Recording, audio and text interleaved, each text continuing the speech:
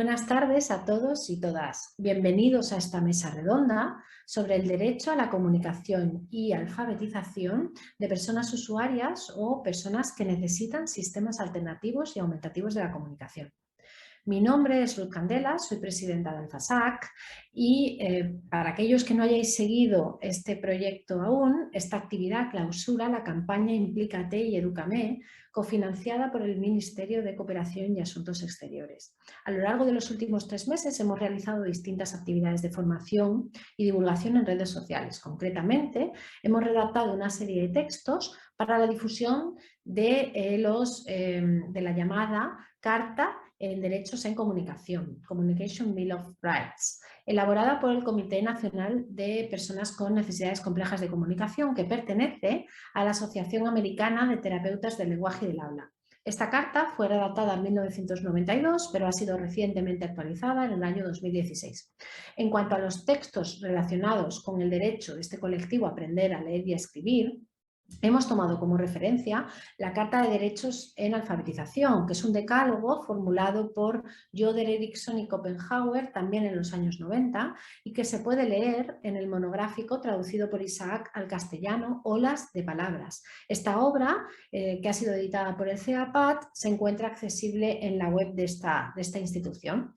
La campaña Implícate y Edúcame empezó en enero de 2022 con un webinario a cargo de Caroline Musselwhite, que nos enseñó distintas estrategias y prácticas basadas en la evidencia para enseñar a leer y a escribir a personas con necesidades complejas de comunicación. Además, en estos 3 meses hemos desarrollado cada uno de los 15 derechos en comunicación y los 7 derechos en alfabetización, con una ilustración representativa de cada uno de ellos, con el objetivo de que se conozcan y se comprendan mejor por el público general.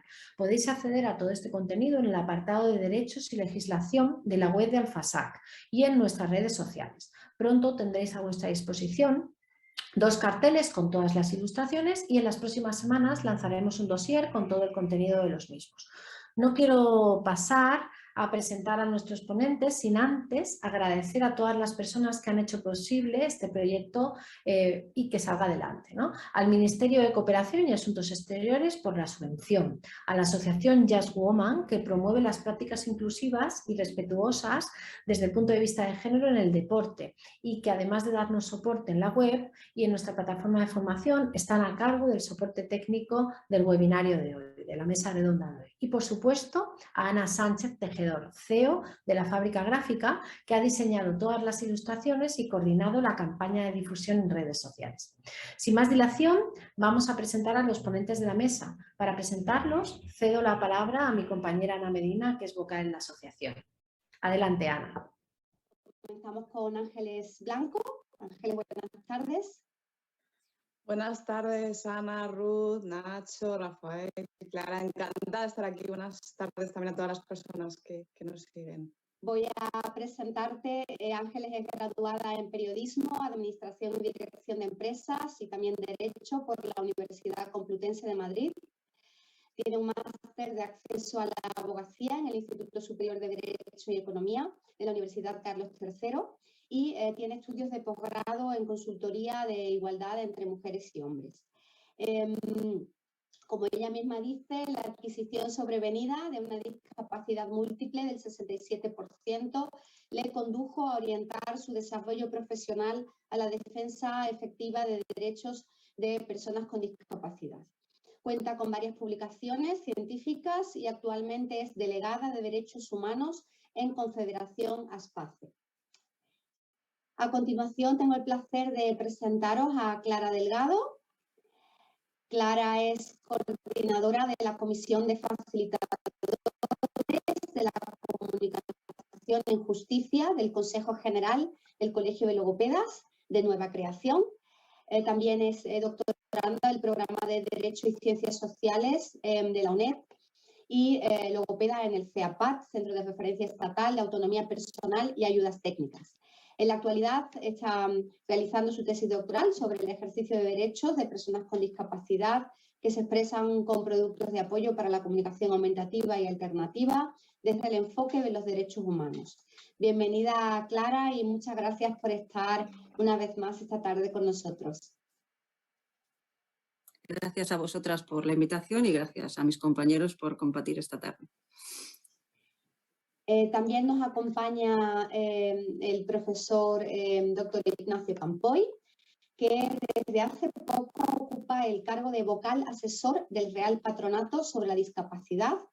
Él es profesor titular de universidad en la Universidad Carlos III de Madrid, ahora mismo en Comisión de Servicios, y es miembro del Consejo del Instituto de Derechos Humanos Gregorio Peces Barba de la misma universidad. Sus principales líneas de investigación giran en torno a los derechos de los niños con discapacidad, la igualdad, la no discriminación, el concepto y fundamento de los derechos humanos, la filosofía política, la filosofía del derecho. Así que, pues, muchas gracias también, Ignacio, por aceptar nuestra invitación en esta mesa. Muchas gracias también por la invitación. Encantado de estar aquí con todos y con mis compañeras y compañeros de mesa. Lo que estoy dispuesto a aprender mucho hoy también. Y bueno, y también contamos con el profesor doctor en Derecho, Rafael de Lorenzo.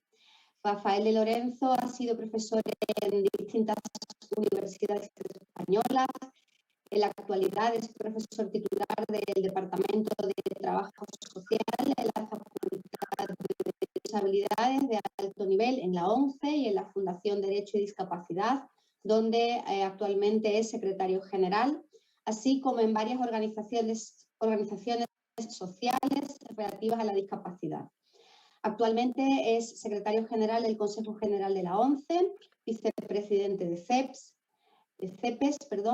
secretario general de la Plataforma del Tercer Sector, miembro del Club de Roma, del Consejo Asesor de la Asociación Española de Fundaciones y del Foro Justicia y Discapacidad, además de académico correspondiente de la Real Academia de Jurisprudencia y Legislación.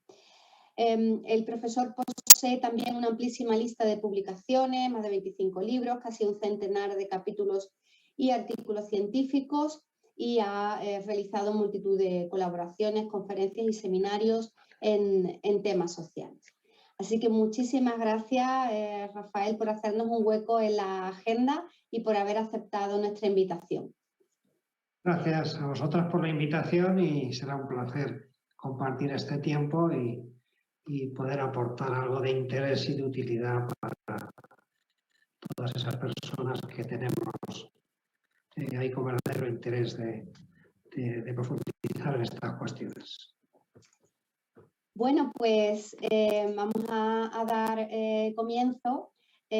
Vamos a intentar empezar con una pregunta general, ¿no? Para los que no somos expertos, ¿no?, en derecho, cuando hablamos de comunicación, ¿cuál es el lugar que ocupa la comunicación, pues, por ejemplo, en la Carta de Derechos Humanos?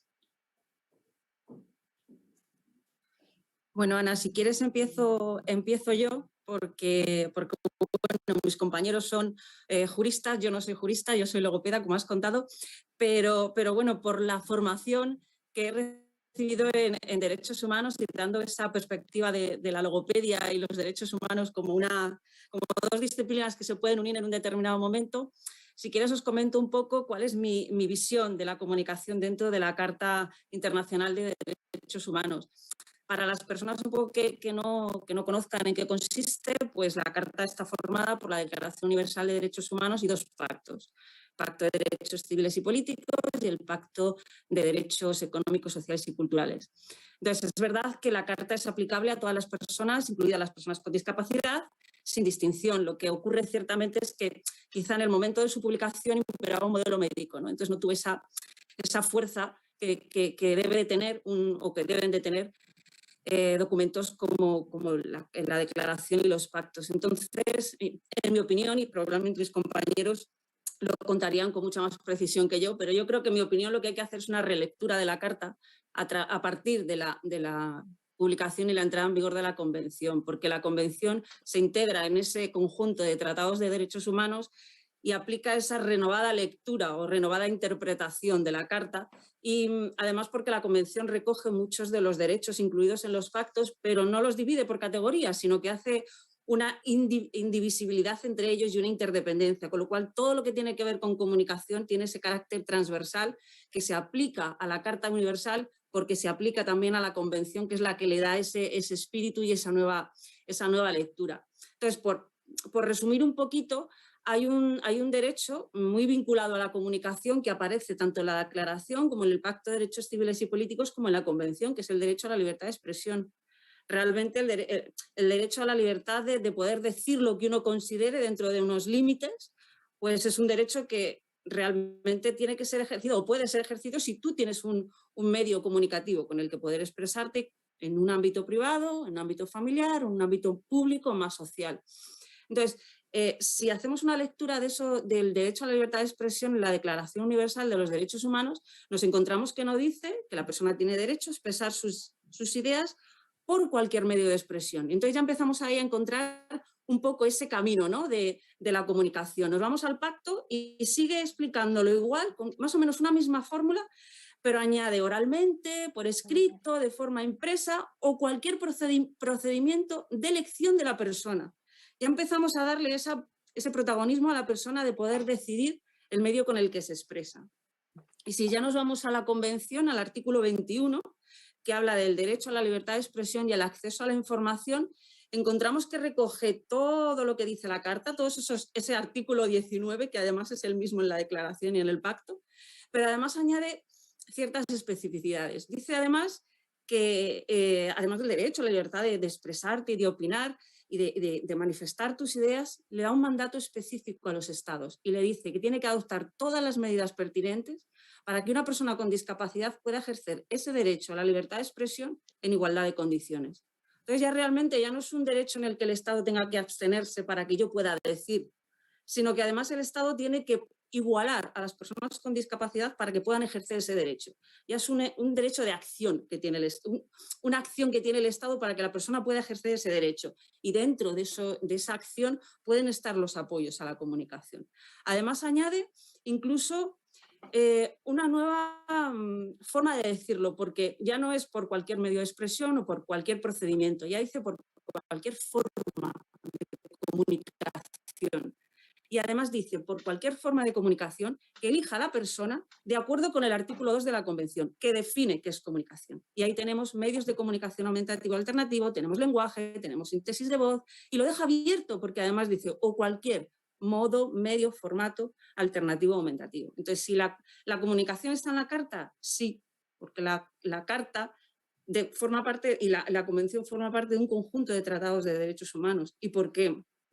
Realmente lo que recoge es que la persona tiene derecho a expresarse con el medio comunicativo que la persona elija para comunicarse. Y a través de ese medio de expresión, que puede ser un cuaderno, un tablero, un software, un comunicador controlado con la mirada, controlado con barrido, la persona puede expresarse y puede decir sus opiniones, sus ideas, sus voluntades, sus quejas, sus negaciones y todo aquello que quiera decir con los límites con los que todos nos manejamos en nuestro derecho a la libertad de expresión, ¿no?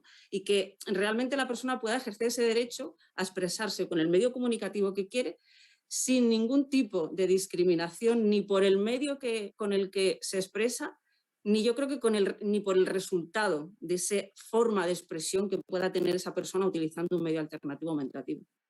Y probablemente lo explicarían mis compañeros mucho mejor, pero yo creo que así para empezar y dando un poco esa visión que yo tengo de la logopedia junto a los derechos humanos, creo que realmente va un poquito el camino de hacer esa visión internacional de la comunicación. No sé si mis compañeros tienen, probablemente lo explicarían de una manera mucho más técnica que yo, pero bueno, para romper el hielo no está mal.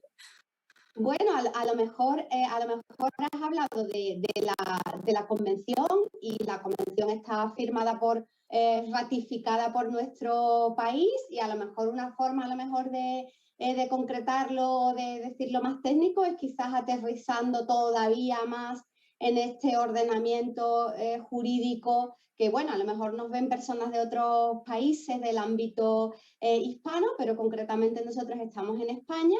Entonces, ya aterrizando en nuestro ordenamiento jurídico, por concretar, como decías tú, Clara, A ver, ¿dónde se recoge? ¿Dónde podría estar, por ejemplo, los sistemas aumentativos y alternativos? No sé que si tú o otro compañero.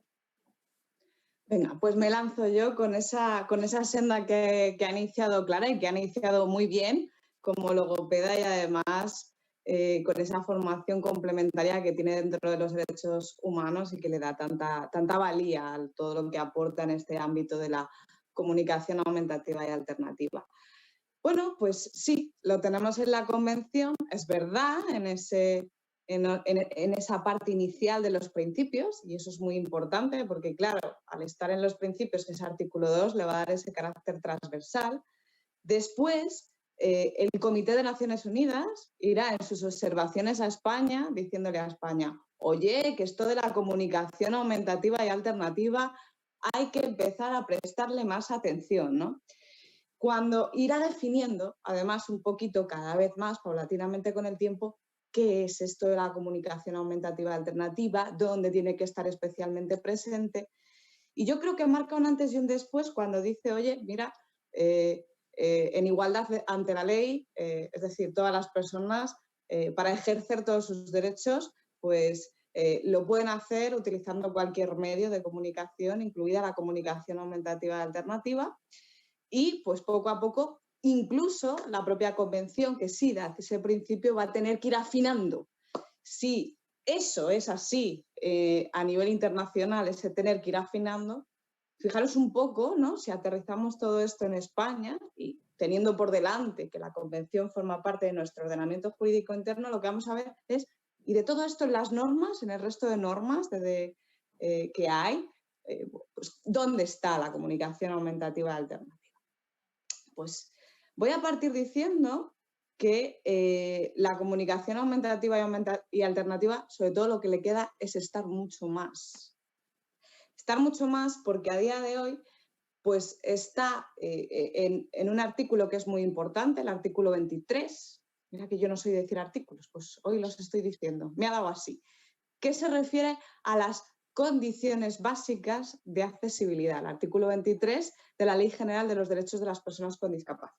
Y fijaros, porque quiero además señalar ese artículo y hacer esta énfasis de condiciones básicas de accesibilidad, porque además pone la comunicación aumentativa y alternativa al ladito de otra cosa, y es la lengua de signos. Entonces nos está diciendo, debería estar ahí. Sin embargo, cuando se ha ido regulando la accesibilidad, no aparece la comunicación aumentativa y alternativa, no hay mención. Uy, se nos ha escapado por ahí algo. ¿En el resto de leyes dónde está? Pues bueno, sobre todo, también, y fue un avance muy importante, que yo creo que igual, yo creo que por su implicación seguro que Rafael de Lorenzo nos puede contar un poquito más, pero apareció con la ley de medidas de apoyo, la reforma esta, apareció ahí dentro del reglamento del notariado. Y quiero hacer el énfasis de por qué esto fue importante. En el artículo 25 del notariado apareció la comunicación aumentativa alternativa y esto fue muy importante porque hasta ese momento, en los procesos de aceptación y partición de herencia, cuando llegaba una persona, en mi caso pues puedo hablar de la parálisis cerebral, con parálisis cerebral usuaria de comunicación aumentativa alternativa, pues resulta que en ese momento pues muchas veces nos ha pasado y tenemos muchas sobreincapacitaciones judiciales debido a esto, llegaba a notaría y decía, oiga, usted, esta persona no habla, no entiende. No habla, no entiende, con lo cual, como no habla, no entiende, vamos a derivarle a un proceso de incapacitación judicial. Fijaros, el desarrollo del lenguaje, y aquí Clara seguro que esto lo diría muchísimo mejor que yo, el desarrollo del lenguaje nada tiene que ver con la capacidad intelectual de la persona, ¿no? Sin embargo, hay esa asimilación por ahí errónea, ¿no? Y entonces lo que nos pasaba constantemente es que pues así se derivaba el notario derivaba a Fiscalía por informe y decía, bueno, pues vamos a iniciar un proceso de incapacitación judicial. Tengo que decir que a día de hoy estamos revisando uno porque se llegó a incapacitar a un hombre con parálisis cerebral, usuario de comunicación aumentativa y alternativa, en este caso alternativa, con un sistema que consistía en preguntas cerradas sí y no, pese a que la familia informó desfavorablemente, pese a que desde la SPACE informamos desfavorablemente y pese a la comparecencia de la logopeda, ¿no? Entonces, ahí es donde estamos todavía en España, tenemos ese avance de condición básica de accesibilidad, pero nos falta aterrizarlo más. Tenemos ese otro avance de que, por lo menos con las relaciones en notariado, no hay problemas, pero nos queda muchísimo en concretar todo esto dentro de la accesibilidad universal, concretar todo esto también en las leyes procesales, porque otra de las temáticas grandes es que, bueno, a la hora de comparecer en juicio, pues entramos en ese concepto de esto es un ajuste razonable. ¿Qué es eso de un ajuste razonable? Ah, bueno, eso ya. Y ahí empezamos a intentar meter la comunicación y no siempre nos es posible. De hecho, una de las grandes demandas pues es que a las mujeres con parálisis cerebral, incluso que han sido víctimas de situaciones tan graves como las violaciones, no se les ha permitido testificar en juicio al entender que su comunicación no es válida. Esto es gravísimo. Esto es gravísimo porque lo que supone es una barrera de acceso a la justicia que acaba con la indemnidad de los agresores, ¿no? Y con una situación en la que obviamente los procesos de revictimización de las mujeres son terribles, ¿no? Entonces, queda mucho por hacer, pero sí que es verdad que en España estamos poniendo el foco mucho y muy bien ahora en comunicación aumentativa y alternativa. Mencionabas tú también a Rafael y voy a seguir intentando concretar todavía más. No sé si él puede hablarnos, ¿no? Ya decías tú que él era experto en esta cuestión. Tenemos ahora una nueva ley, la Ley 8/2021 de 2 de junio, en la que se reforma la legislación para el apoyo a las personas con discapacidad en el ejercicio de su capacidad jurídica. ¿Cómo puede repercutir esto sobre la comunicación de las personas? Muy bien, pues muchas gracias.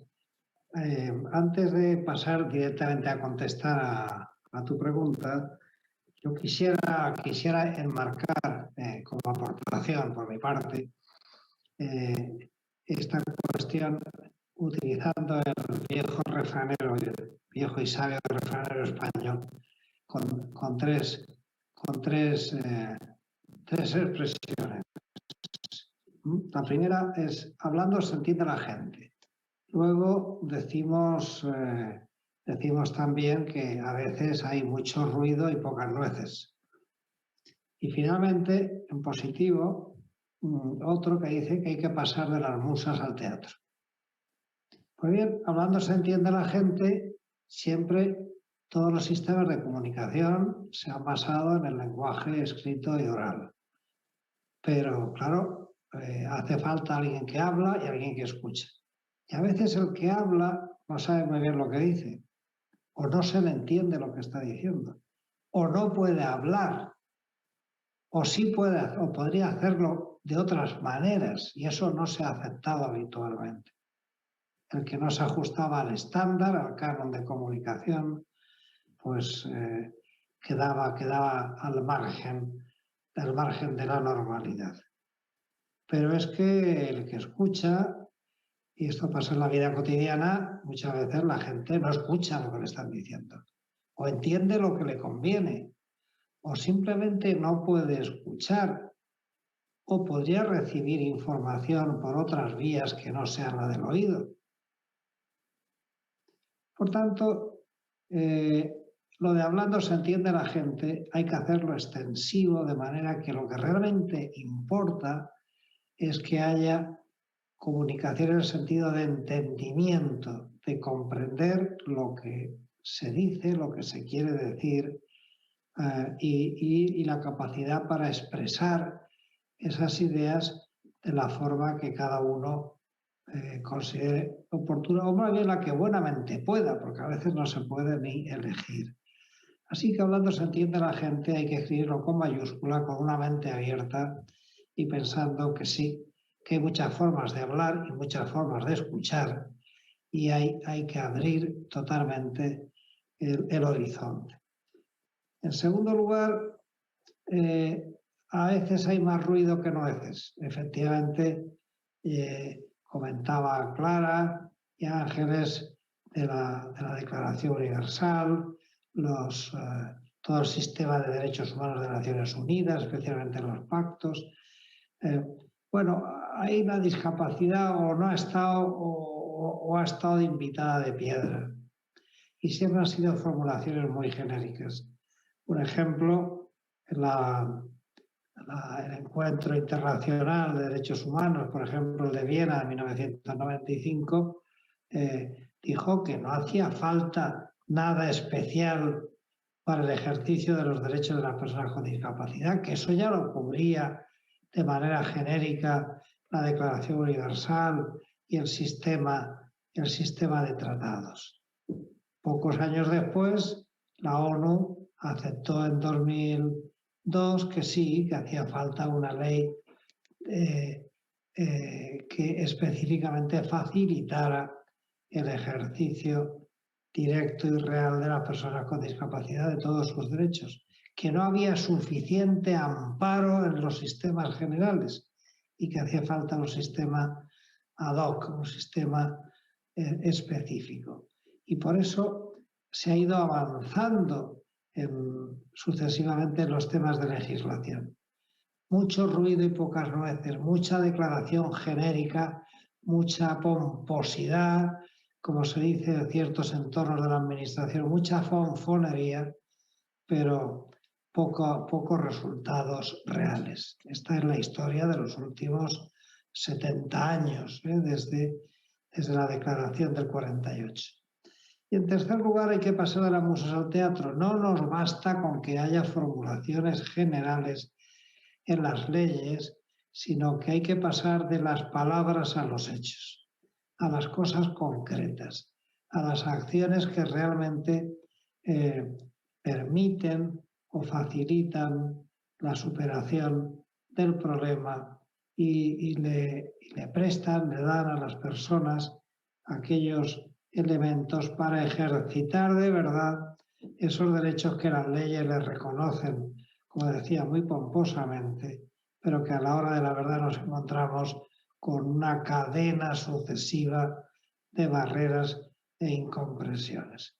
Por eso, ya yendo directamente a tu pregunta después de esta excesivamente largo introito, pues yo diría que se empiezan a dar pasos importantes con nuestra Constitución. La LISMI avanzó, aunque todavía era prematuro esta cuestión. La Liondau desde 2003 ya abrió la puerta a estos nuevos enfoques, la Ley de Lengua de Signos, la propia Ley General del 2013, pero que es realmente ahora cuando nos vamos acercando más al terreno, a la trinchera de los problemas. Y efectivamente la reforma de las leyes, la Ley Civil y Procesal, que ha supuesto nada menos que la modificación de 8 leyes y de más de 250 artículos, la reforma más importante en la historia del derecho civil español. 8 leyes, no solamente el Código Civil, la Ley de Enjuiciamiento Civil, la del notariado, la ley hipotecaria, bueno, así hasta 8. Lo que va a permitir es que, como ahora lo importante es partir del reconocimiento de la capacidad jurídica de la persona y que hay que atender a sus necesidades, a sus deseos, a su voluntad, prestándole los apoyos que en cada caso necesiten. Por tanto, el centro de imputación, de toma de decisiones es la persona y todo lo demás son instrumentos que faciliten el ejercicio de su voluntad, el ejercicio de sus derechos. Y es ahí cuando la ley civil establece que al ejercitar esos derechos, la persona con discapacidad, en el uso de esas medidas de apoyo, pueden intervenir todo tipo de mecanismos, de procedimientos, de sistemas que permitan conocer cuál es su voluntad, cuál es su decisión. Y ahí aparecen todos los sistemas de comunicación de los que estamos hablando ahora, de la lengua de signos, del braille, de los sistemas aumentativos, en fin, de todas estas cuestiones. Por tanto, esta reforma de nuestro ordenamiento jurídico reciente del mes de junio supone un avance definitivo porque va a permitir, por ejemplo, como dice el artículo 25 de la ley del notariado que se ha modificado, que el notario lo que tiene que conocer es cuál realmente es la voluntad de la persona. No se trata de hacer un juicio de capacidad como antes podían hacer los notarios. No. Ahora se trata simplemente de un juicio de conocimiento de cuál es la voluntad, la decisión de la persona. Y eso puede transmitirlo, reflejarlo a través de toda esta panoplia de sistemas y mecanismos y formas y formatos de comunicación. Por tanto, todos esos problemas que existían deben desaparecer, si bien no olvidemos que somos animales de costumbres y que todo el mundo tiende a hacer las cosas como se han hecho toda la vida de Dios, que decía otro de los refranes, y por tanto, cuidado que la reforma no se vaya diluyendo, descafeinando, volviendo a las viejas prácticas. Que todo cambie para que todo siga igual. Hay que estar atentos a la aplicación de la ley, que ha supuesto un gran avance. Y ahora, y con esto concluyo, el último remate es la modificación de la Ley General de Derechos de la Discapacidad del año 13, con una iniciativa legislativa que la modifica parcialmente para introducir el concepto y los instrumentos de la accesibilidad cognitiva, que en definitiva es facilitar la manera de entender, de cómo se puede entender al mundo, de cómo se pueden entender y comunicar las personas, sea cual sea su circunstancia personal. De esto podemos hablar quizá después porque requiere prestar una mayor atención.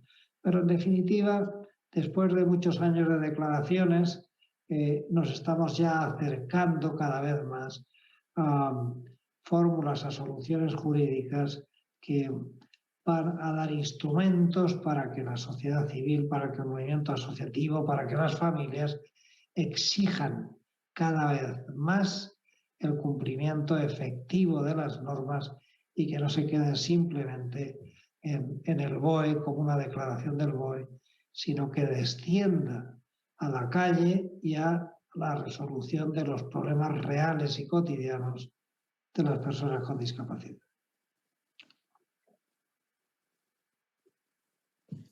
A mí siempre me gustaría, por hacer un poquillo también de debate, el decir lo que sí ha hecho la ley 8/2021 de medidas de apoyo y lo que no ha hecho, ¿no? Lo que sí ha hecho ha sido efectivamente reconocer la comunicación aumentativa y alternativa en la Ley General del Notariado y, por tanto, estas cuestiones que nos venían pasando de esos juicios de capacidad a los que te refería Rafael en relación a las personas con parálisis cerebral, ¿no? que usuarias de comunicación aumentativa y alternativa dejarán de pasar. Si bien es cierto que la comunicación aumentativa y alternativa aparece en la exposición de motivos, en ese cambio que ha habido en la Ley de Enjuiciamiento Civil no se ha introducido expresamente la comunicación aumentativa y alternativa, sino que se ha dejado dentro de ese cajón desastre que son los ajustes razonables del procedimiento.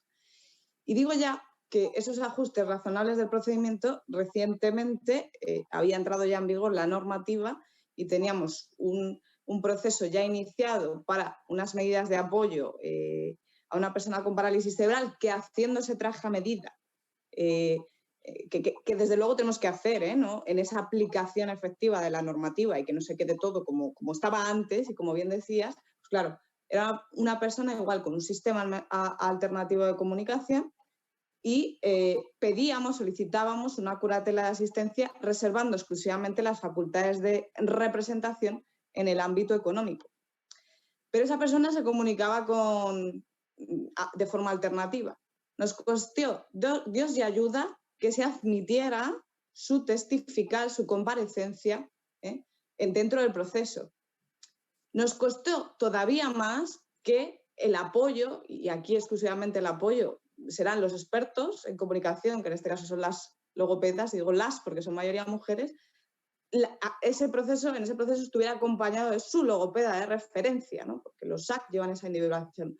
Vale, conseguimos que la persona compareciera, conseguimos que compareciera la logopeda. Ahora le explicábamos con un informe tremendo, en ese caso, a ese juzgado, que por cierto es de Burgos, le explicábamos con un informe tremendo y dijeron, sí, sí, y en el momento procesal oportuno se verá si ese sistema alternativo que tiene esta persona resulta válido. Yo decía, carajo, esto se nos puede caer en la vista. En el momento de la vista, y perdonadme la expresión, pero yo soy así de cercana, pues soy abogada, ¿no? Esta imagen también de abogada cercana, pues resulta que en el momento de la vista comienza a preguntarle a esta persona y le dice, ¿es usted tal? La persona tenía preguntas sí y no. Le contesta que sí. Se lo repite como 4 veces. Sí, sí, sí. Nada, como si oídos sordos. Ah, es que no habla. Estoy diciendo un poco en torno así, cómo sucedió la vista. No, no, mire usted, le explicamos, le explica a la logopeda, yo protesto, explica a la logopeda, No, mire, se comunica de forma alternativa mediante preguntas cerradas, sí, no, y en cierto modo se le está acoplando un cuaderno de pictogramas. Ah, pero es que no entiende, entonces, no tiene nada que ver con la comprensión, de verdad, esta persona tiene capacidad intelectual límite, lo que es lo mismo, discapacidad intelectual leve asociada. Ah, vale. Bueno, vale. Pues entonces, a ver, ¿cómo vas a manejar tu dinero? A ver, volvemos otra vez para atrás. Que la persona comunica con preguntas cerradas sí y no, es decir, no le hago una pregunta abierta. Ah, bueno, pues feliz Navidad. La medida de apoyo salió con curatela de asistencia y facultades de representación porque le hicimos un peritaje social increíble. Porque así lo quisimos desde la organización. También porque la familia se manifestó en el mismo sentido, pero no porque permitieran la comparecencia de la persona con parálisis cerebral, que es lo que se tiene que hacer. Lo digo porque esto fue diciembre de este año, diciembre de este año. Y si se hubiera modificado la ley de enjuiciamiento civil y se hubiera puesto ahí comunicación aumentativa y alternativa en un sentido explícito, esto no estaría pasando hoy. Y no estaría pasando tampoco lo que tiene que ver con los delitos penales que ya he citado antes, lo cual es todavía muchísimo más grave. O sea que avances sí, pero muy, muy descafeinado. Poco ruido y pocas nueces. Mucho ruido y pocas nueces, como decías, Rafael. Sí, yo estoy de acuerdo contigo, Ángeles, que una cosa es que se aprueben las leyes, que esta ley supone un gran avance indiscutiblemente, a pesar de que pueda haber algunos pequeños defectos, insuficiencias. Por desgracia empiezan a aparecer los pepitos grillos en distintas profesiones, en la universidad, en la abogacía, en otros sitios, en la que se dedican solamente a resaltar las insuficiencias de la ley. Pero la ley tiene muchas ventajas y son las que hay que explotar. Eso es una cosa y otra en la aplicación práctica, lo que yo decía antes. Todo el mundo tiende a hacer las cosas como se hacían anteriormente. Yo creo que el artículo 7 bis de la Ley de Enjuiciamiento Civil, desde un criterio interpretativo amplio y sano, permite lo que tú decías, Ángeles, pero es que los jueces, los abogados, los fiscales, los notarios, todas las profesiones jurídicas siguen amparados a sus formularios, a sus procedimientos, a sus hábitos y son poco permeables todavía a aplicar los verdaderos cambios de la legislación. Y efectivamente corremos el peligro de que justamente ahí en la última milla, en el último metro, se nos caiga el atleta, a pesar de todo el esfuerzo que se hace en su conjunto. Pero eso no es un problema de la ley, es un problema del aplicador, del interpretador, de los operadores jurídicos, que tienen que reciclarse y eso va a costar años. Yo creo que también es un problema de la ley, perdona que insista, Rafael, porque sí que, por supuesto, y por ejemplo en materia de fiscalía, recientemente estábamos con una formación, ¿no?, en materia de comunicación aumentativa y alternativa y habrá que hacerlas, ¿no? Pero el problema es que el artículo 7 bis, la comunicación aumentativa y alternativa se enmarca ahí, pero no debería marcarse expresamente, es decir, no nos podríamos cuestionar la interpretación por lengua de signos porque directamente ya está reconocida específicamente. Pues yo creo que lo propio debería hacerse para la comunicación aumentativa alternativa. Sí que esto suponga un cuestionamiento de la ley de medidas de apoyo, que a mí me parece el gran avance de la discapacidad, pero que en materia de comunicación aumentativa y alternativa se ha quedado un poquito cojo, pero que estamos a tiempo, porque para eso están estos debates sanos y yo creo que necesarios, ¿no? Pero a mí sí que me da esa falta de seguridad jurídica y me abre la arbitrariedad en la aplicación cuando estoy en un concepto no definido como es el de ajustes razonables, ¿no? Creo que la comunicación aumentativa y alternativa, además la cantidad de personas que la utilizan, que aquí los datos seguro, que probablemente AlphaSAC nos los pueda dar más y mejor, yo sé la que lo utilizan en parálisis cerebral, que son casi las 120.000, pues Pero que tendría sería, que tener... indiscutiblemente, Ángeles, sería preferible que apareciese expresamente. Pero es que tenemos que ir a las reglas generales de interpretación y aplicación del derecho. Es que no solamente está la ley de enjuiciamiento civil, está la norma sustantiva, está la Ley General de Derecho de la Discapacidad, está la Convención, que es derecho interno, y ahora cuando aparezca la ley de accesibilidad cognitiva, pues ya será no cerrar el círculo, pero un complemento más. Cualquiera, no puede uno coger el artículo 7 bis y decir, es que esto dice lo que dice, hombre, lo dice en un contexto de un ordenamiento jurídico donde hay otros principios y otras normas que interaccionan, que complementan y que tienen que dar como resultado la verdadera finalidad del espíritu de la ley, que la persona con discapacidad pueda transmitir su voluntad, su decisión. Eso es lo que impera. Pero si ante eso hay una postura, una mente cerrada que dice, no, esto no está en el 7 bis, pues claro, ante eso lo único que cabe es recurrir después, si se puede, ¿no? Pero sería preferible que estuviera, pero no estando, es de plena aplicación, a mi juicio. Bueno, me vais a permitir que avancemos un poco hacia aquellas personas y familias que están en el camino de, ¿no?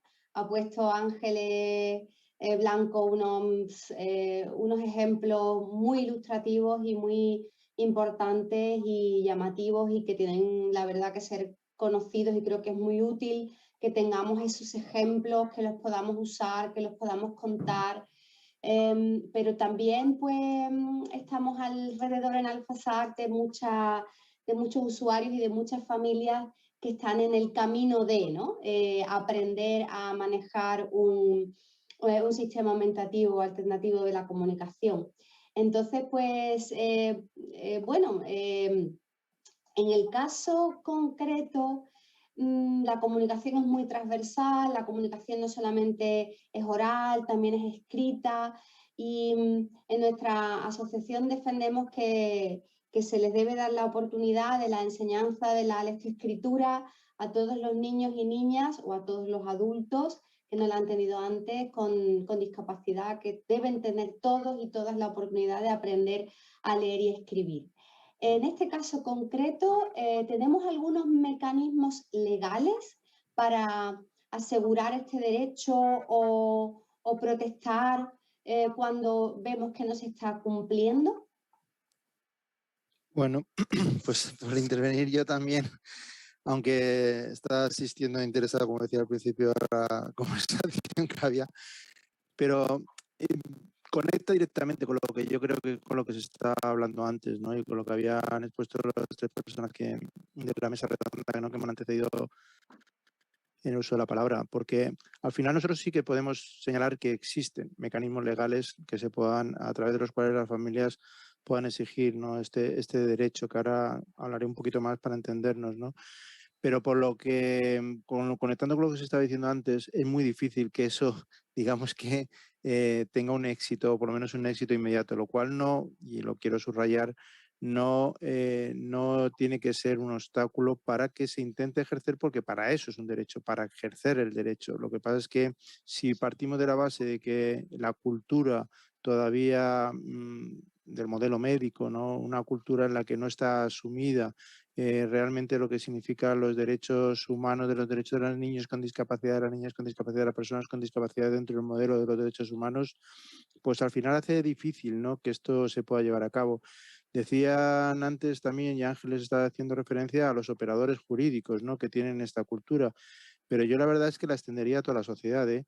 Nosotros, todos, tenemos todavía mucho que avanzar en esta cultura de los derechos humanos, ¿no? Evidentemente hay personas que la han asumido antes, que son precisamente los que han impulsado la convención, los que están llevándolo e intentando llevar a la práctica, pero es una vanguardia, ¿no? Mucha parte de la sociedad todavía vemos o se ve, ¿no?, los derechos de las personas con discapacidad, los derechos de los niños y las niñas con discapacidad, de una manera no del todo compatible como está establecida en la Convención. Entonces, a la pregunta que tú me estabas refiriendo, esto afecta directamente, es decir, la alfabetización, evidentemente, como tú dices, es para adultos también, pero niños y niñas, ¿no? Es una parte del derecho a la educación, una parte esencial, es decir, si no conseguimos la comunicación, ¿no?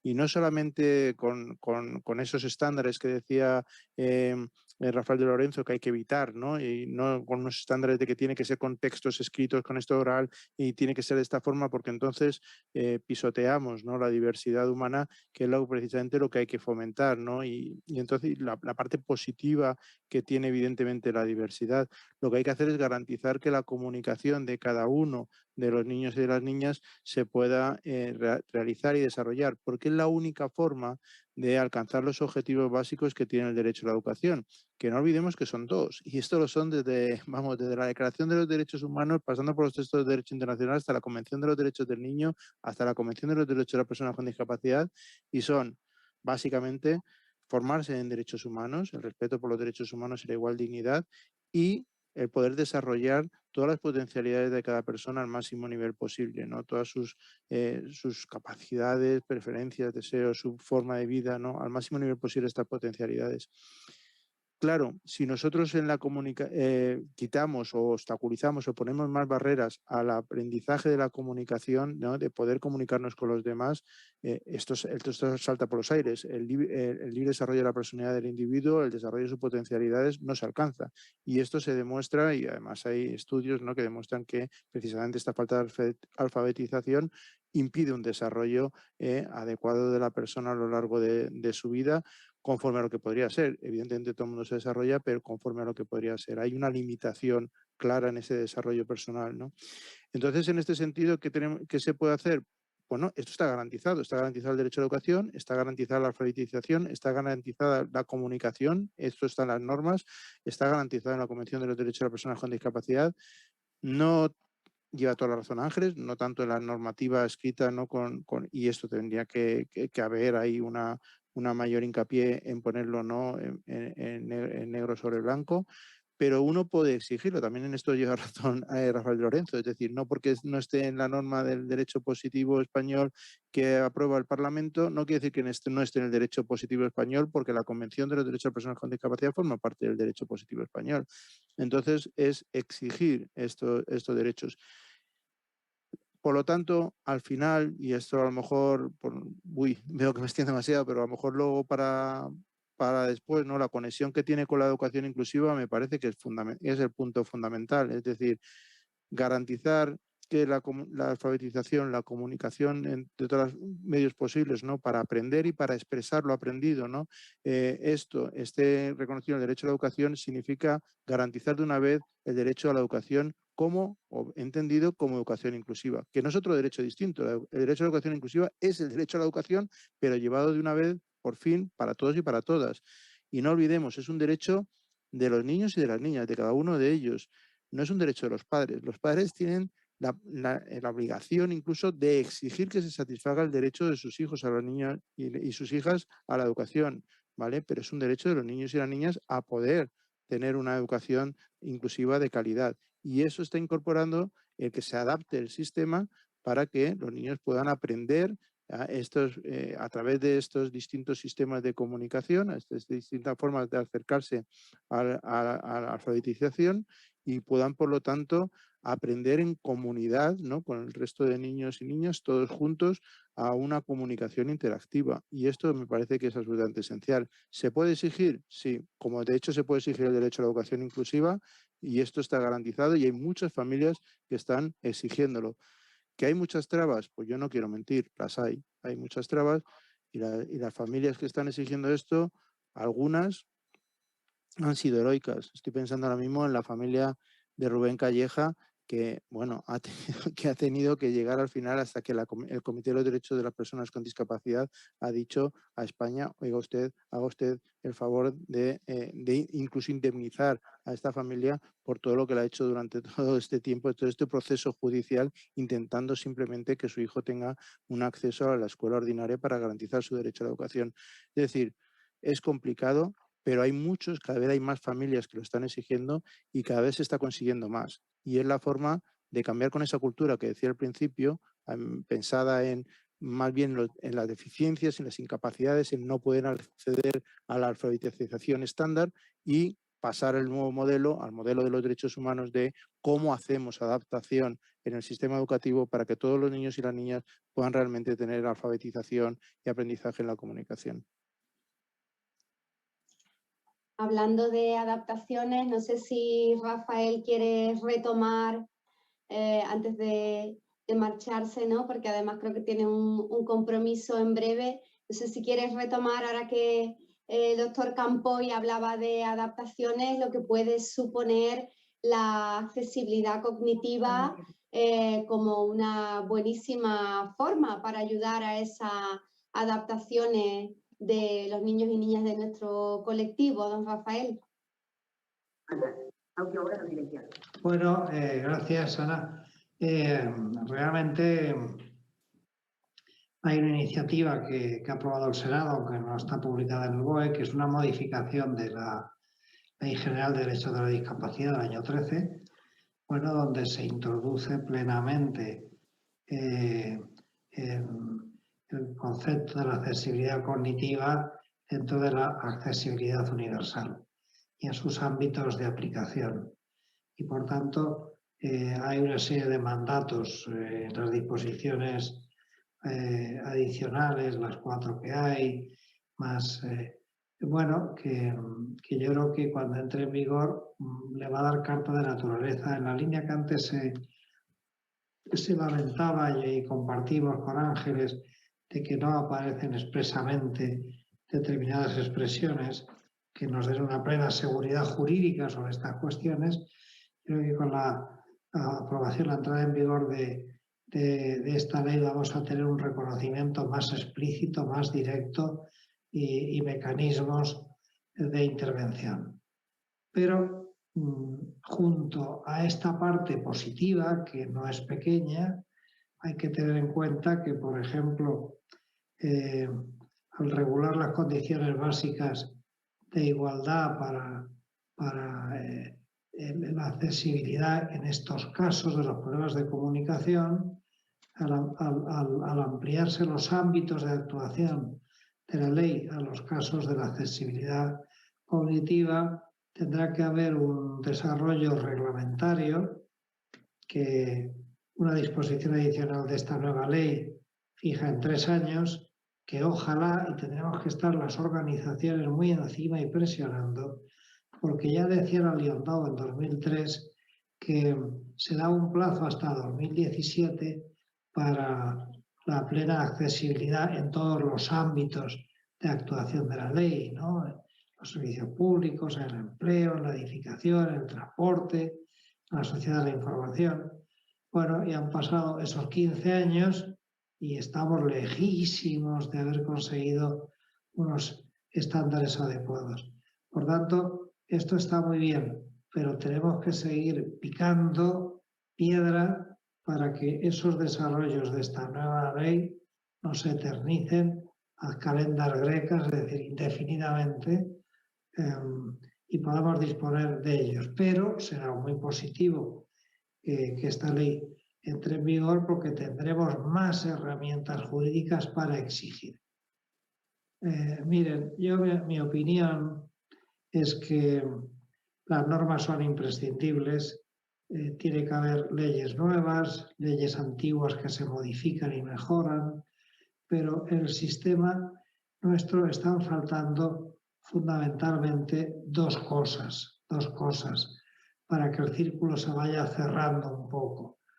Y es que las leyes se aprueban, pero en la práctica o no se aplican o se hace de manera muy parcial, muy insuficiente, manifiestamente mejorable. Por tanto, no basta, no podemos quedarnos satisfechos diciendo es que ya tenemos una ley. No, a mí lo que me preocupa es si comparamos un poco con la litigiosidad, es decir, con los pleitos, con los conflictos jurídicos que hay en cualquier actividad de nuestra vida cotidiana y lo llevamos al sector de la discapacidad, vemos enseguida que el nivel de recurso, de acudir a los tribunales de las personas con discapacidad, de sus familias y de las asociaciones es todavía muy escaso, muy bajo. Y eso, los derechos están en las leyes, pero donde hay que ir a pedir que se cumplan, que se exija su cumplimiento, es en los tribunales, además de la administración por otras vías, ¿no?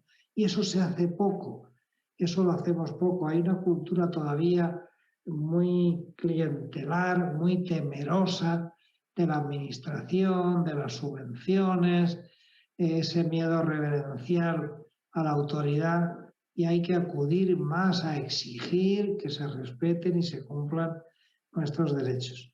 Y junto a eso, la otra insuficiencia es la del movimiento asociativo. Las personas, las familias, las asociaciones no actuamos proactivamente en esa dirección. Tenemos una actitud todavía bastante pasiva. Y creo que mientras no se dé ese paso, y creo que ese es el gran reto o gran asignatura pendiente en materia de protección jurídica de la discapacidad, no conseguiremos resultados medianamente satisfactorios. Hay que exigirle más a la administración por las vías, por los procedimientos que ya existen, y hay que acudir, si no se consigue, hay que acudir a los tribunales, sin perjuicio de la acción política, la incidencia ante los parlamentos y los gobiernos, ante los medios de comunicación, pero hemos de tener una actividad mucho más intensa, con mayor incidencia, porque nos estamos volcando demasiado, subrayo, lo cual hasta ahora era positivo. Nos estamos volcando en que haya más leyes, que se modifiquen leyes. No es una cuestión de cantidad, no solo, es también de calidad, y la calidad exige que esas leyes se apliquen y que exijamos su cumplimiento. Y eso no se consigue como el maná llovido del cielo, sino con una lucha muy intensa, bastante agotadora, por cierto, por parte de las personas con discapacidad, sus familias y sus organizaciones. Pero si no lo hacemos, seguiremos llenando el boletín de páginas y páginas, y cuando hagamos un balance social, que no se suele hacer, del cumplimiento real y efectivo de las leyes en materia de disfrute por parte de sus beneficiarios, pues si lo hiciéramos nos daríamos cuenta cuán lejos estamos de poder hacer una evaluación medianamente positiva.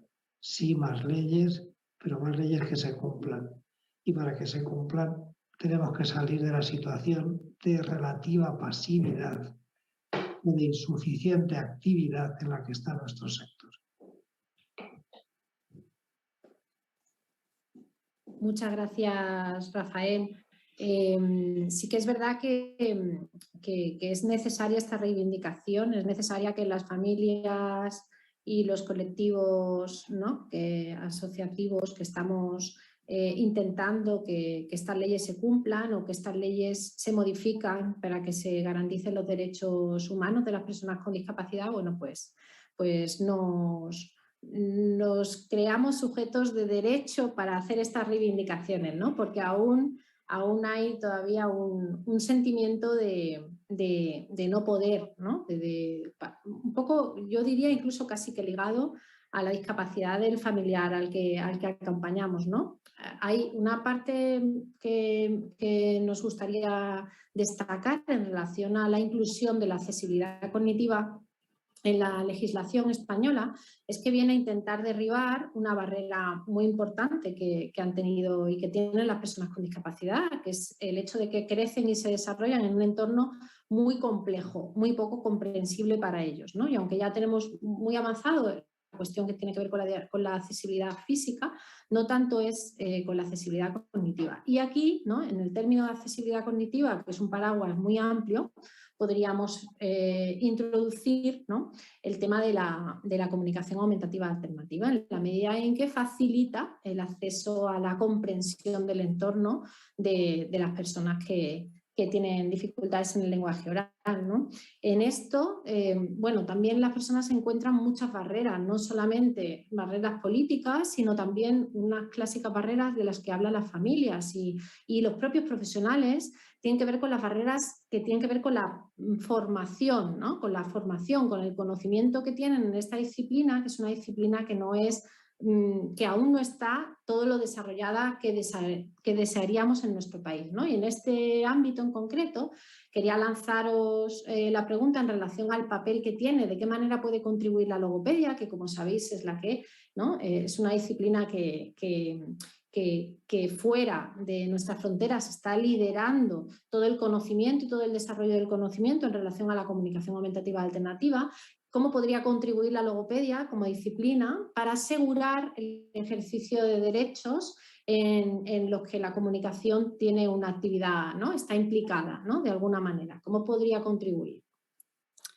Pues mira, Ruth, me alegra que además el profesor de Lorenzo haya dicho que tenemos que ser proactivos, porque a raíz de de muchas conversaciones con Ángeles, de las situaciones que se viven de discriminación y vulneraciones de derechos por no tomar en cuenta el modo de comunicación, pues los colegios de logopedas hemos dicho hasta aquí. Nos hemos unido y hemos dicho, no se puede permitir más. Nosotros llevamos el ADN. En nuestro ADN está la comunicación, en nuestro código deontológico está la comunicación, en nuestro perfil profesional está la comunicación. Hay muchos logopedas trabajando en comunicación que no dan formación porque no tienen tiempo, pero están haciendo cosas estupendas en comunicación. Entonces, tenemos que unirnos todos los colegios de logopedas, porque no se puede permitir más que, habiendo unos profesionales expertos en comunicación, que nos podemos formar mejor, por supuesto, que nos podemos especializar más, por supuesto, pero que nosotros somos, por nuestra disciplina profesional, aquellas personas que podemos contribuir con nuestro trabajo a que nadie que tenga dificultades en la comunicación viva las situaciones que Ángeles nos ha planteado. Entonces, en esa proactividad que nosotros sí que hemos tenido en las últimas semanas, nos hemos unido y hemos dicho, no, esto no puede seguir así, porque nosotros somos los profesionales que podemos tener esas herramientas formativas.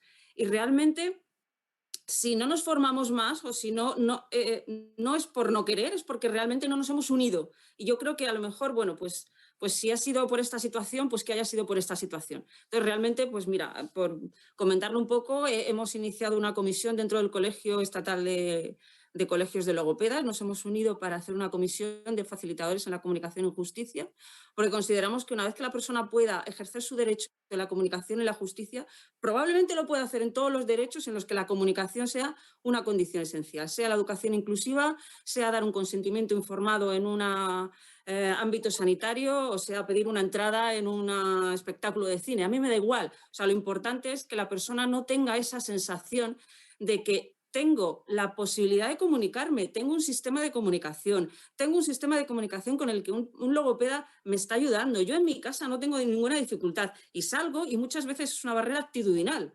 No es una barrera tampoco, muchas veces la ley está, como decía Rafael, pero es una barrera actitudinal. ¿Puede ser una barrera de formación? Puede ser una barrera de formación en la sociedad. Para eso está el artículo 8 de la Convención. Hay que visibilizar toda esta situación. Entonces, bueno, nosotros en nuestra proactividad consideramos que precisamente los cambios que nos proporciona ahora tanto la reforma del Código Civil como la próxima reforma de la Ley General de Discapacidad, que introduce dentro de la accesibilidad cognitiva la lectura fácil y los sistemas alternativos de comunicación, pues consideramos que todos los colegios de logopedas unidos podemos dar esa respuesta que las personas necesitan. Y no es por vanidad profesional, pero es que además con nuestro trabajo, mejorando nuestro trabajo, yo creo que vamos a conseguir empoderar comunicativamente a todas las personas con las que trabajamos. Y esa es nuestra aportación, yo creo, de aquí en el futuro, y quien quiera unirse, que se una a nuestro camino. Y yo creo que cada uno, si contribuimos desde nuestro espacio profesional,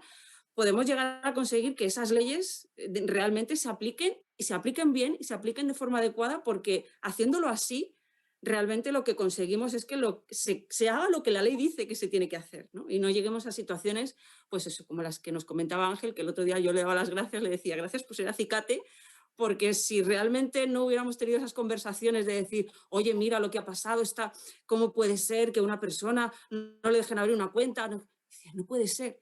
Entonces, realmente, en esa proactividad también, y la recojo y la hemos asumido como propia, yo creo que nosotros vamos a intentar, en la medida de lo posible, desde el Consejo General de Colegios de Logopedas, contribuir en lo que podamos para que eso sea una realidad y no vuelvan a pasar situaciones así. La verdad que es fantástico lo que comentas, Clara, que desde el Consejo General de Logopedas se esté trabajando tan fuerte y con tanto esfuerzo por el desarrollo de este campo, porque es muy necesario, ¿no? Como venimos hablando en los últimos minutos. Y nosotros recibimos muchas consultas, muchas demandas, simplemente muchas familias acuden a nosotros. Ya ha comentado antes también Ángeles algún caso, ¿no?, parecido, para hablarnos de la dificultad de acceder al sistema de comunicación por numerosas circunstancias. A veces son económicas, a veces es simplemente porque en los diferentes dispositivos por los que han pasado, ¿no?, su familiar, no se les ha ofrecido de manera explícita. Bueno, las razones son muy diversas, como sabéis, ¿no? Entonces, otra de las preguntas que os queríamos lanzar es cuál es el respaldo legal que tienen estas familias en el acceso a un dispositivo de comunicación, ¿no?, en el acceso a su derecho a poderse comunicar, ¿no?, a que sus familiares puedan aprender a comunicarse y adquirir lenguaje, porque no es solo comunicarse, sino la adquisición del lenguaje con todo lo que eso supone en el desarrollo de la persona, ¿no? ¿Cuál es el respaldo legal que tienen estas familias? Disculpad, antes de nada, creo que me gustaría, perdón Ángeles, ahora mismo te doy paso, que veo que ya que ibas a contestar, pero nos gustaría, como Rafael tiene otros compromisos, y Rafael, decirte que si en cualquier momento tienes que abandonar la sesión, adelante, siéntete libre, y agradecerte en público tu participación y tu disponibilidad. ¿De acuerdo? Sí, yo gracias. Ahora sí que quiero disculparme con mis compañeros y compañeras de mesa, y sobre todo con todos ustedes, porque no es que tenga un compromiso que sea más importante que esto que estamos haciendo, es que tiene una consulta médica que no he podido modificar, y esta es mi hora límite para marchar y no perderla, y que me la pongan dentro de 3 meses. Así que pido disculpas porque estoy en mi hora límite y les tengo que dejar. Muchas gracias por su atención. Gracias a ti, Rafael. Gracias por todo. Bueno, Ángeles, adelante, ¿no? Que retomamos con el respaldo legal que pueden tener estas familias para acceder a este derecho. Sí, bueno, has dicho algo muy importante, porque ya no es solo el acceso al sistema en concreto, al sistema aumentativo alternativo en concreto, sino a cómo se desarrolla ese sistema. Yo creo que hay que volver a poner en valor la importancia de contar con profesionales expertos en la comunicación, y en ese sentido, desde atención temprana estamos a tiempo, estamos todavía en el camino de regular la atención temprana. Se debe recoger expresamente la logopedia, ¿no? Porque muchas veces no se hace. Recogemos la fisioterapia, eso se recoge incluso la terapia ocupacional, pero no se recoge la logopedia, ¿no? Y es fundamental. Para mí la comunicación es el vehículo de la inclusión, lo digo así, y creo que de esta manera se entiende perfectamente, y y si no se desarrolla desde edades tempranas, pues luego es muchísimo más complejo, ¿no?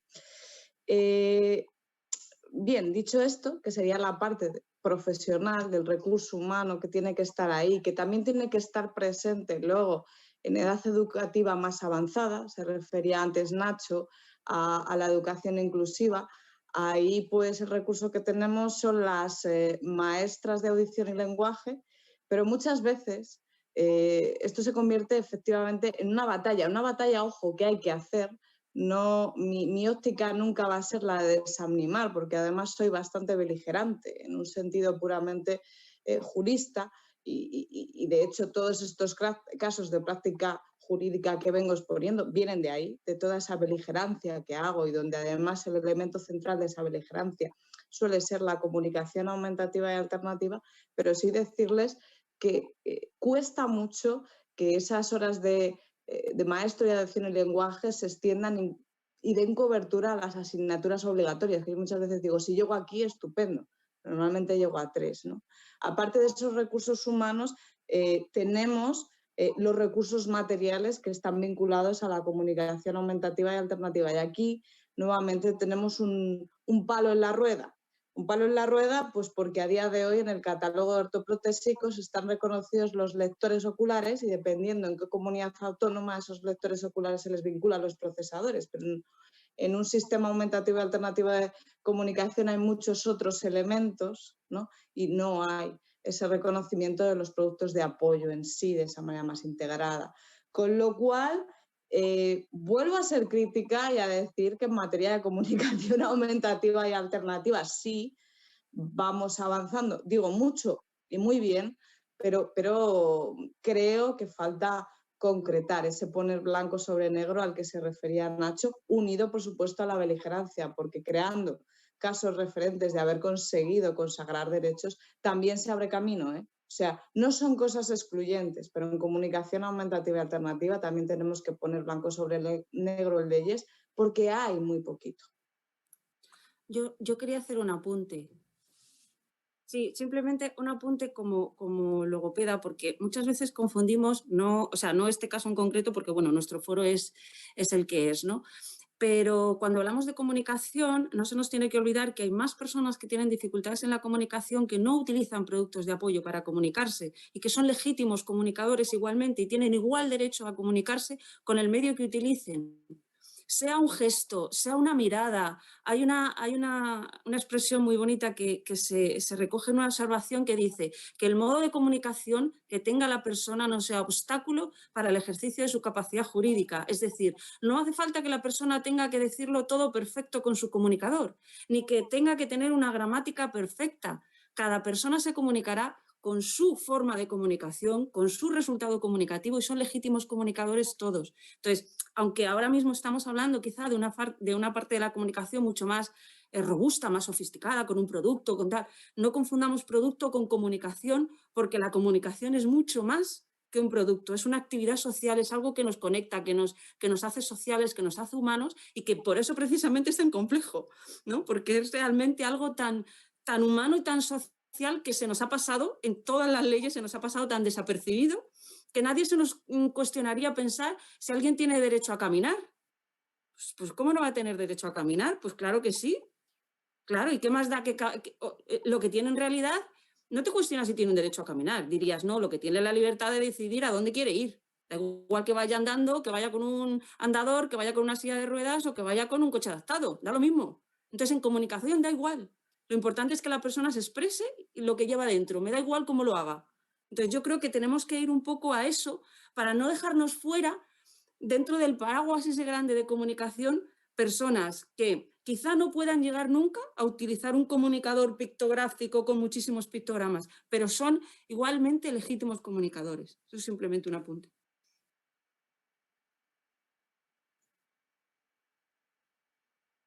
Ay, perdón, que estoy silenciada. Clara, totalmente de acuerdo contigo, ¿no? La importancia de respetar la multimodalidad comunicativa y el modo en el que cada uno de nosotros, porque además no es solo las personas con discapacidad, sino todos nosotros, cada uno tenemos una manera diferente de comunicar, una manera diferente de expresarnos, diferente de usar nuestro cuerpo para apoyarnos, ¿no?, en los diferentes gestos. Y esta variabilidad, ¿no?, esta diversidad es muy importante que se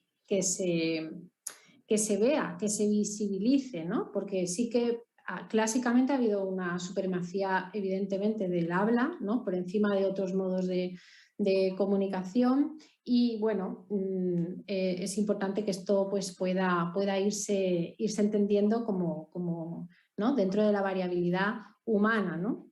Dentro de esto, cuando antes Ignacio colocaba la comunicación en el centro de todo, ¿no?, la comunicación como eje que podría permitir el acceso a la comunicación, a la educación, perdón, ¿no? Antes cuando Clara comentaba la importancia de la comunicación y de respetar todos los modos de comunicación, también pensaba en que verdaderamente hay la relación que hay, que los estamos tratando como entidades separadas, pero me parece importante poner aquí ese nexo de unión, la relación que hay entre comunicación y alfabetización, ¿no? Muchas veces se entienden por separado y se entiende que un niño, hasta que no haya alcanzado la comunicación simbólica, entendido como la entendemos, no puede ser apto, no puede ser, ¿no? No tiene aún los requisitos necesarios para empezar la enseñanza en alfabetización, y nosotros ahí, ¿no?, estamos apostando fuerte desde Alfasac porque esto por romper este mito y porque todas las personas, adultos, niños, independientemente de su condición, tengan acceso a la enseñanza en alfabetización, ¿no? Dure lo que dure, tarde lo que tarde y esté en el momento vital en el que esté, ¿no? Y qué nexo de unión puede tener esto, ¿no?, con la educación y en concreto el papel que pudiera tener, ya lo has comentado antes un poco, Ignacio, pero te doy la palabra por si quieres ampliar algo más, por el papel que pudiera tener la educación inclusiva en la promoción de las prácticas alfabetizadoras, ¿no?, de las personas con discapacidad y basadas en la evidencia, ¿no?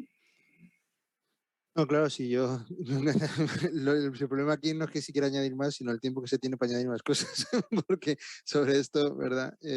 Entonces, vamos a ver, si yo la idea fundamental, a lo mejor que en breve, ¿no?, podría intentar transmitir, o lo que yo considero que sería fundamental, es que precisamente en la educación, ¿no?, y es donde vamos nosotros a poder poner las primeras piedras claves, ¿no?, para el desarrollo vital de la persona.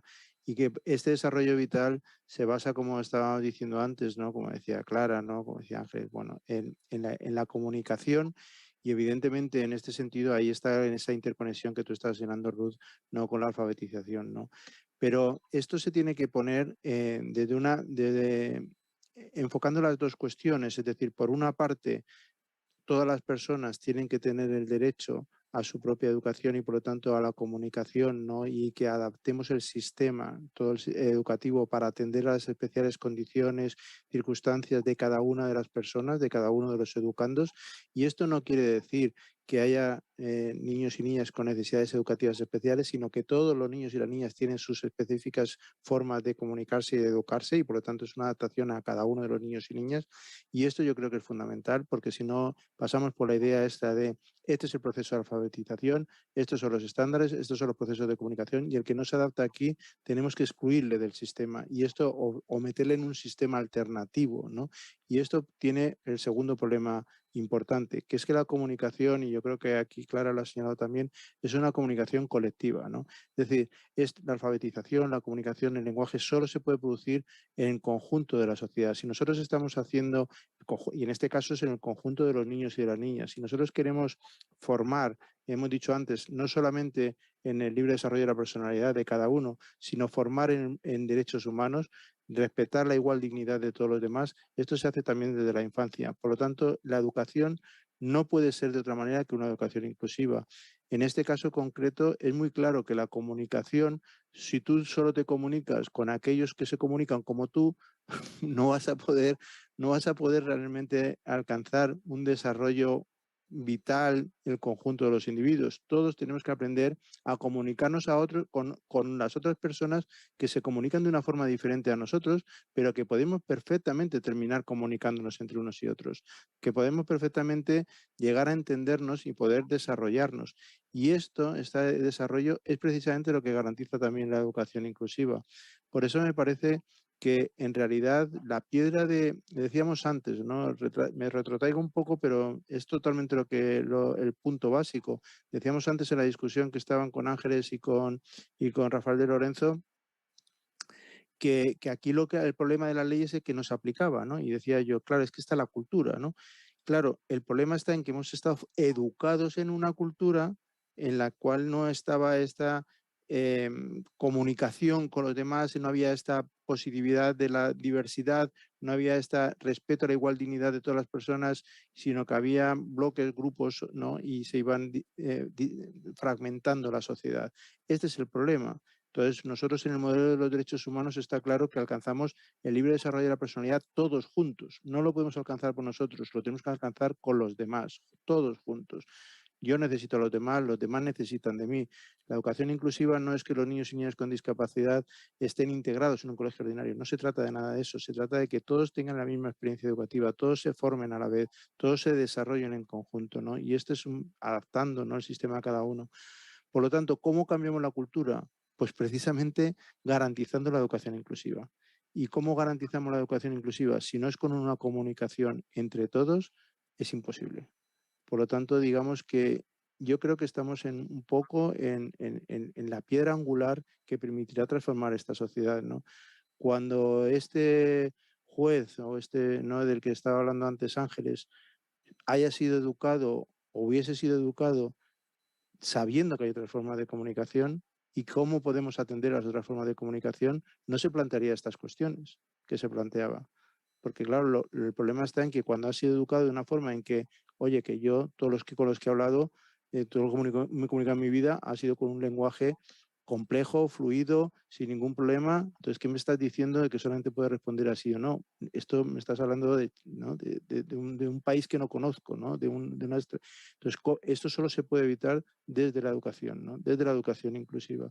Por eso me parece que es la piedra angular, y todo lo que digamos para garantizarla me parece que es poco. Es el derecho, ¿no? El derecho a la educación es un derecho básico, y los que estamos todavía viejos como yo, todavía pensando en la Ilustración, ¿no?, como modelo de la educación en la piedra de cambio, ¿no? Decía la Declaración de los Derechos del Hombre y del Ciudadano de la Revolución Francesa, pero decía la Declaración Universal de Derechos Humanos que solo el desconocimiento de los derechos humanos, ¿no?, es lo que nos lleva a las situaciones de barbarie, ¿no? Bueno, pues el conocimiento de los derechos humanos significa aplicarlos, y aplicarlos desde el principio. No solamente un conocimiento intelectual, un conocimiento real, de aplicación, de vivencia a través de la educación. Y yo creo que ese es el punto esencial, ¿no? No se te oye, Ruth. Sí, disculpar. Sí, de experiencia. Te daba las gracias por tu intervención y por poner el foco en la experiencia. Ya vamos a tener que ir terminando. Hemos empezado con media horita de retraso y bueno, no quiero robaros más tiempo, pero sí que nos gustaría ofreceros la oportunidad de decir alguna última intervención, Ángeles, Clara, si así lo queréis.